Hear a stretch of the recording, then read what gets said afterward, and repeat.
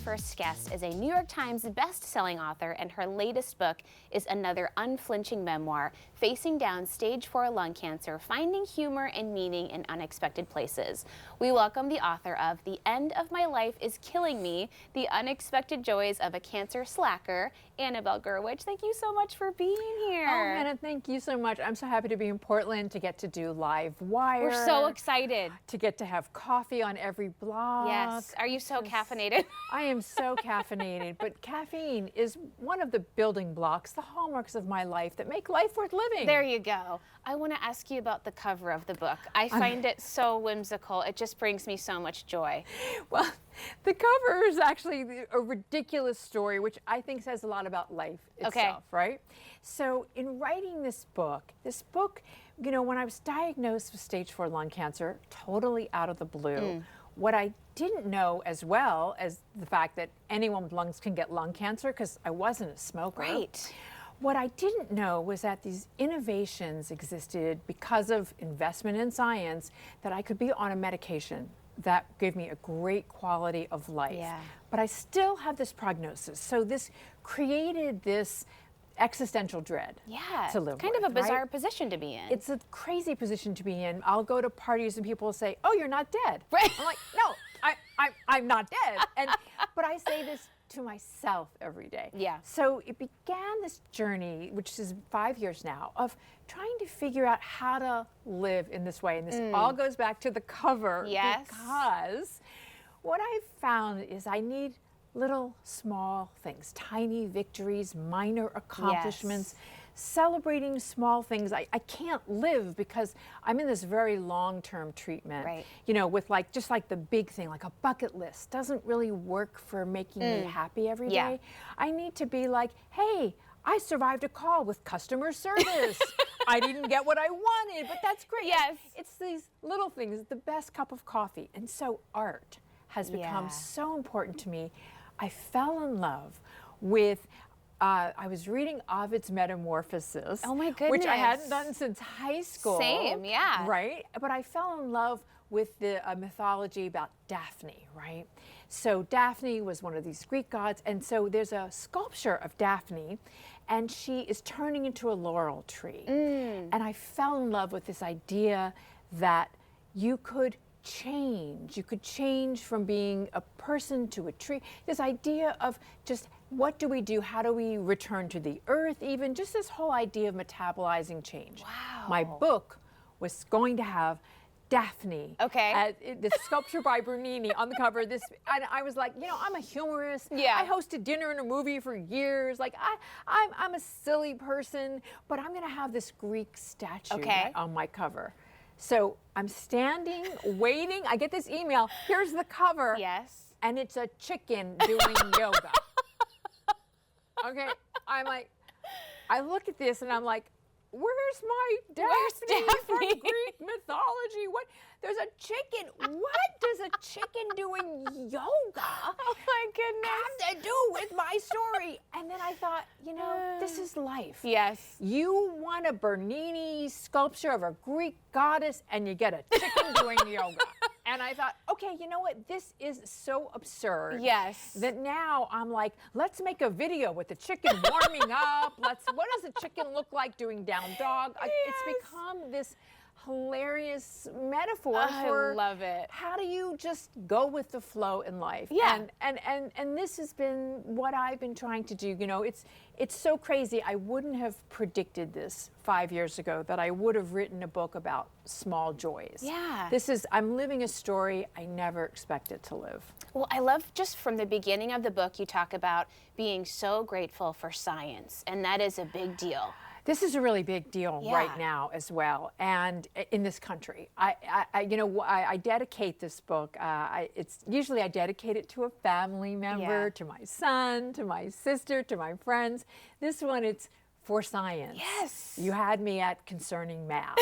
That is the dedication, because I wouldn't be here without this incredible investment in science, and it's a little crazy right now. An oncologist, I got really involved in cancer advocacy. Yeah. And I have become so profoundly aware when we've all had experiences with the medical industrial establishment with health insurance companies. There's a whole machine out there that's hard to deal with. But the compassion, the empathy, and also the zeal for science and the scientific method that I get to go to these conferences and see them debating these therapies, and I'm so impressed. If I can do anything, it's when people see me, what I want them to see is not like, oh, Annabelle Gurwitch can survive. It's like, science, I am made of pharmaceutical drugs and caffeine. And caffeine. And some red wine. Yes. And some like really good hot chocolate. Like these are the anchors of my life. But it's the science that I'm so grateful for. And so this oncologist at the James Center in Ohio said, one of his biggest challenges right now is convincing people to follow the treatments that we know allow you to have a life like me. Yes. And they want to do ivermectin and unproven things. Right. Now, not that we shouldn't ask questions about things, but this is really scary. And I feel like I'm a living proof that you don't always know how healthy you are by the way you look. Yes. So, part of the reason why I came forward with this diagnosis was to convince people to go to regular checkups. Yes. Because this is how we maintain our health. Unlike what Dr. Oz has suggested, which is that we have like medical fairs that people go to, that's the last resort. You want to have regular checkups, which will also save the system money. I mean, there's so many benefits to that. But it's also about staying healthy. Yes. You were the picture of health, and you kind of accidentally stumbled into this diagnosis to begin with. The story is quite hard to believe, I would say, if you hadn't lived it yourself. Incredibly hard to believe. It's like I love zombie apocalypse movies. This is my favorite genre of dystopian life. I love that. It's so much fun because it'll never happen to you. And my life turned into a zombie apocalypse movie when I just went for a standard COVID test with my kid. And we go to an urgent care. This is during COVID when you couldn't get tests. This is 2020, so this was a huge situation. Right, and so I'm quarantining. My kid is living the dream of everyone who graduates college, home with mom, quarantining. It's just so awful, right? So we're already miserable, and we go to this urgent care.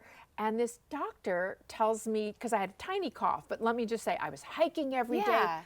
COVID for me at that moment, I was so fortunate. It was like a boot camp. I was lucky enough to not have to be working. So I was hiking, eating. I was like in great shape. I'm feeling fantastic. And he talked me into an x-ray, and we're in urgent care. And I'm like, okay, I know what this is. This is like you go to a department store, and you go in for mascara and they talk you into a very pricey night cream. Totally. Like, I'm not having an x-ray, or I didn't break my arm, but I get talked into it because he's cute. So I think he's flirting with me. I'm like, maybe he likes older women. I just want to spend more time with you that day. Dr. McDreamy.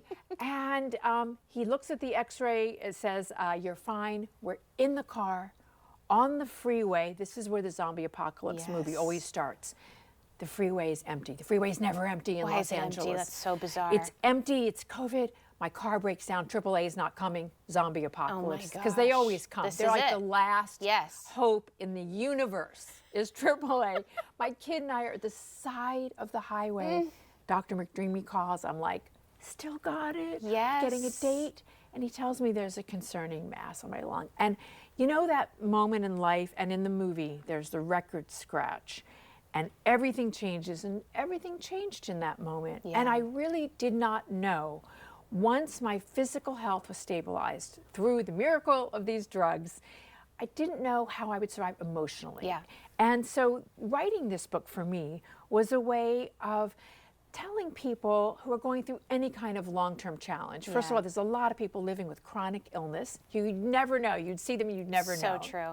But if your challenges are mental health, if your challenges are you're in a terrible job, whatever it is, looking for these small benchmarks of how to make ourselves happy. There's a chapter called Tiny Victories.